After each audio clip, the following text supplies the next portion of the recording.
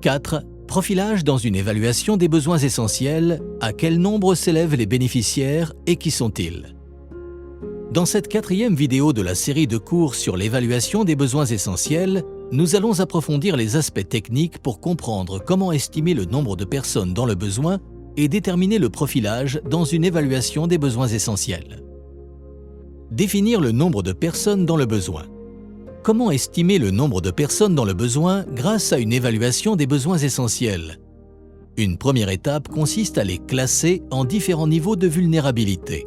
Gravement vulnérables, modérément vulnérables ou non vulnérables. Dans une évaluation approfondie des besoins essentiels, une combinaison d'indicateurs, comme mentionné dans la 3e vidéo, est utilisée pour établir les niveaux de vulnérabilité. Dans la plupart des cas, il s'agit des indicateurs Ekman, LCSI, score de la consommation alimentaire. Le choix final des indicateurs dépend du contexte opérationnel en vigueur et de la disponibilité des données. Ensuite, vous pouvez calculer le nombre de personnes de votre échantillon appartenant à chaque niveau de vulnérabilité. Notez que vous pouvez estimer le nombre de personnes dans le besoin sous 2 conditions. Premièrement, l'échantillon doit être statistiquement représentatif de votre population d'intérêt. Deuxièmement, vous devez disposer d'informations secondaires sur la taille réelle de la population dans la région que vous analysez. Grâce à ces informations, vous pouvez déduire le nombre de personnes correspondant à chaque niveau de vulnérabilité de cette population. Déterminer le profil des ménages vulnérables. Vous savez maintenant combien de personnes sont vulnérables, mais qui sont-elles? Vous pouvez les décrire en analysant les caractéristiques des ménages pour chaque niveau de vulnérabilité. Ce processus est appelé profilage et constitue un résultat clé d'une évaluation des besoins essentiels. Une fois les profils de vulnérabilité identifiés, ils sont utilisés pour définir les critères de ciblage.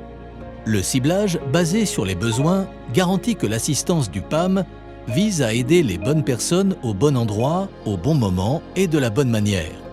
Quand tous les besoins ne peuvent pas être satisfaits en raison de l'insuffisance des ressources, ce qui est souvent la réalité opérationnelle du PAM, il est nécessaire d'établir des priorités au sein des groupes ciblés, ce qui est généralement réalisé en se basant sur les profils de vulnérabilité identifiés.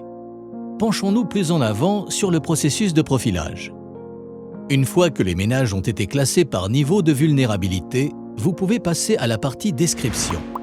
Cette partie est réalisée en examinant les caractéristiques socio-économiques et démographiques des ménages correspondant à chaque niveau de vulnérabilité.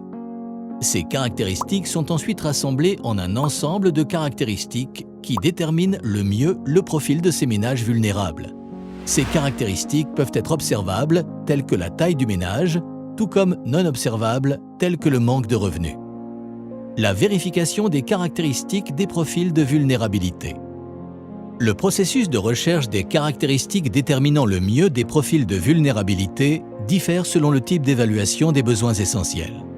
Dans une évaluation approfondie des besoins essentiels recueillant des données quantitatives représentatives, des tests statistiques peuvent être réalisés pour vérifier la corrélation entre les variables liées à la vulnérabilité et d'autres variables décrivant les caractéristiques des ménages. Par exemple, un test du chi-carré peut être effectué pour déterminer si la vulnérabilité est corrélée au sexe du chef de famille. Si ces 2 éléments sont en effet corrélés de manière significative, il est raisonnable de supposer que le sexe du chef de famille constitue une caractéristique déterminante de la vulnérabilité du ménage. Dans le cadre d'une évaluation rapide des besoins essentiels, il arrive parfois qu'aucune donnée quantitative représentative ne soit disponible. Dans ce cas, des outils qualitatifs, tels que des discussions de groupe ou des entretiens avec des informateurs clés, sont utilisés pour estimer approximativement les personnes dans le besoin et vérifier quelles caractéristiques des ménages déterminent le mieux leur profil de vulnérabilité. Les éléments les plus couramment utilisés sont la taille du ménage, le niveau d'instruction du chef de famille, le nombre de sources de revenus et la propriété d'actifs. Attention, sans données représentatives, les résultats obtenus ne peuvent être que des estimations approximatives. Cependant, il reste utile pour informer les décisions du programme qui nécessitent une action immédiate. Nous discuterons de chacun de ces exemples plus en détail à travers les études de cas réels présentées dans la prochaine vidéo. Pour en savoir plus sur l'évaluation des besoins essentiels, veuillez consulter le centre de ressources du VAM où vous pourrez trouver des directives claires et complètes ainsi que d'autres ressources pertinentes et des outils pratiques pour vous aider dans votre travail.